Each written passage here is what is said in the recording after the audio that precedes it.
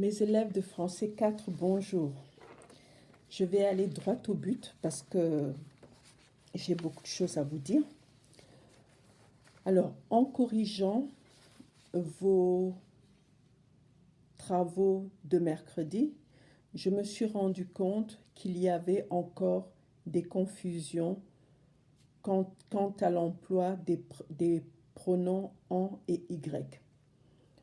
Donc, j'ai essayé de m'organiser pour vous faire comprendre. Nous allons d'abord parler de la préposition y, du pronom y, du pronom y. Alors, le pronom y, pour le reconnaître, quand vous avez un texte, comme le texte que vous avez eu mercredi, pour savoir quel mot remplacer par la préposition y, par le pronom y, encore une fois, par le pronom y, vous devez chercher les prépositions de lieu. Alors, vous avez plusieurs prépositions de lieu que vous connaissez. Vous avez à, dans, sous, sur, à côté, devant, et il y en a bien d'autres, près de, derrière, à gauche, chez, et etc. Toutes ces prépositions sont des prépositions de lieu et lorsqu'elles sont avant un mot qui est souvent une place, par exemple, ça peut être un parc, ça peut être un château, comme l'autre fois le château de Versailles, vous allez le remplacer par le pronom y. Par exemple, le parc est à côté de la maison de Zoé. Vous ne pouvez pas séparer ces deux-là. De la maison de Zoé, ce sont des mots qui vont ensemble. Vous ne les séparez pas. Et c'est tous ces mots-là qui vont être remplacés par Y. D'accord? Donc, ça va être le parc y est. Y est où? À côté de la maison de Zoé. Voilà pour le pronom Y. Maintenant, le pronom en. Le pronom en, pour le reconnaître, il faut chercher les expressions de quantité. Vous avez les expressions de quantité, vous avez les articles partitifs, les articles indéfinis.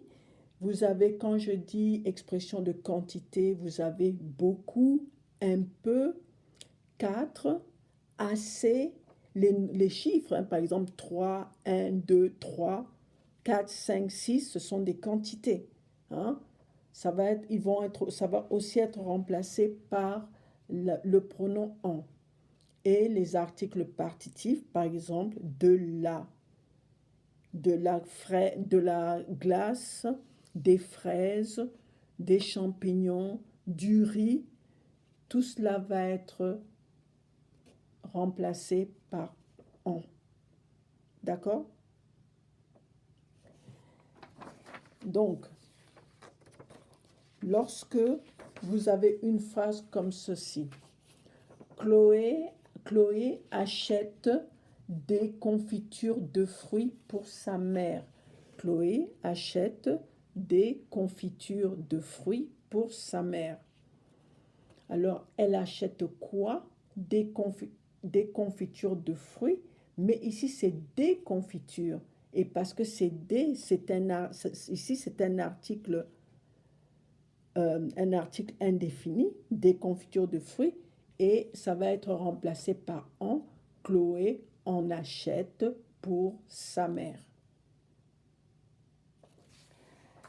Maintenant, lorsque vous avez un nombre ou un chiffre, si vous préférez, ici, les élèves passent un test de mathématiques. Vous allez dire les élèves en passent un. J'ai remplacé les élèves par ils ici Ils en passent un, les élèves en passent un. Et la quantité, vous devez retrouver la quantité à la fin de la phrase. On passe un. Parce que si vous dites on passe, on ne sait pas de quoi vous parlez. Donc ça va être on passe un quoi? Un test de mathématiques. Maintenant, quand vous avez deux pronoms dans la même phrase, je vous donne un exemple. Les enfants mangent trop de bonbons à l'école. Alors, trop de bonbons à l'école. Trop, c'est une expression de quantité. Trop de bonbons, ça va être remplacé par en. Et à l'école, c'est un lieu. Ça va être remplacé par y.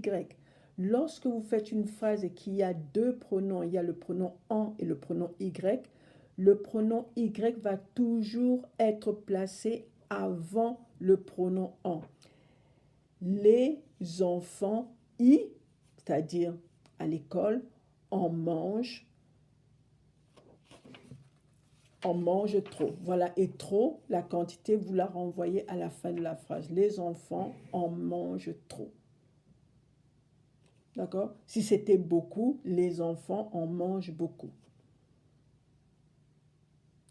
Un peu, les enfants en mangent un peu.